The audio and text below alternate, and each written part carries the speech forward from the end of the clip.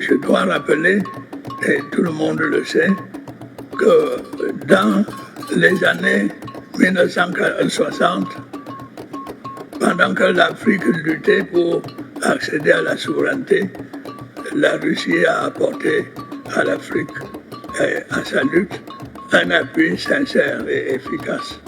Le président de la République du Cameroun, son Excellence Paul Biya, a répondu présent au sommet Russie-Afrique qui s'est tenu à Saint-Pétersbourg du 27 au 28 juillet 2023. Au cours duquel il a eu à prononcer un discours qui entrera dans les archives comme étant l'un des discours les plus pertinents dans l'histoire de l'humanité sur le plan diplomatique, géostratégique et géopolitique. Écoutons. Monsieur le Président de la Fédération de Russie, permettez-moi tout d'abord d'exprimer les remerciements de la délégation qui m'accompagne et mes propres remerciements pour l'accueil chaleureux, fraternel qui nous a été réservé à notre arrivée dans cette belle cité. Je voudrais en même temps exprimer la gratitude de l'Afrique et du Cameroun en particulier pour ce sommet qui permettra assurément de renforcer la coopération entre l'Afrique et la Fédération de Russie. Certaines personnes sont peut-être un peu étonnées par l'intérêt que la Fédération de Russie marque pour l'Afrique, mais cet intérêt est ancien.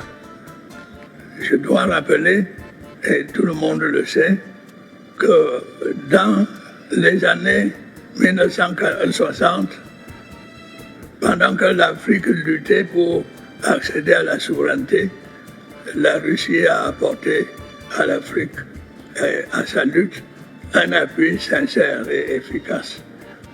Nous voulons, une fois encore, remercier ce grand pays. L'Assemblée, le Forum d'aujourd'hui est la continuation de cette coopération qui a été bénéfique pour l'Afrique. Aujourd'hui, le monde est confronté à beaucoup de problèmes, la sécheresse, la crise, sans parler du Covid que nous avons rencontré, qui a fait des ravages. Et aujourd'hui, nous avons d'autres problèmes, l'inflation galopante. Et devant ces multiples problèmes, nous faisons appel à la collaboration que nous a toujours apportée la Fédération de Russie. Nous espérons que nos délibérations nous aideront à trouver des solutions à nos problèmes. Je veux simplement évoquer ici quelques-uns de ces problèmes. L'Afrique, qui compte plus d'1 milliard d'habitants, est sous-représentée dans des organisations internationales. Je parlerai notamment de l'ONU. Nous comptons sur l'appui de la Russie pour corriger cette défectuosité. Nous voulons également dire que les problèmes de développement dans nos pays sont énormes, aggravés par les crises. Nous souhaitons que la Fédération de Russie, comme par le passé, continue à nous soutenir pour trouver des investissements, des fonds pour investir. Nous souhaitons que, par exemple, on demande au FMI de refaire une émission de DTS pour accroître les financements des économies du tiers-monde et de l'Afrique en particulier. On a évoqué aussi les problèmes de la sécurité, le terrorisme.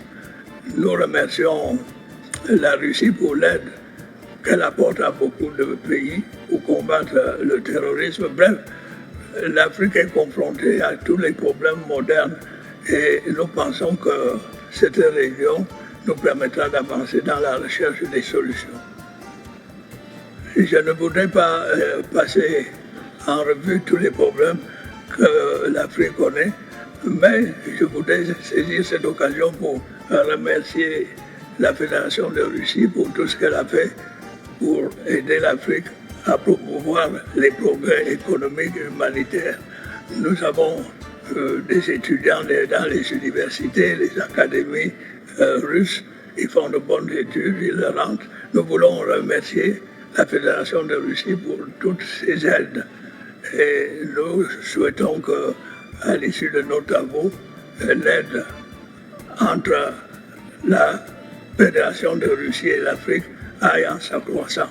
Merci.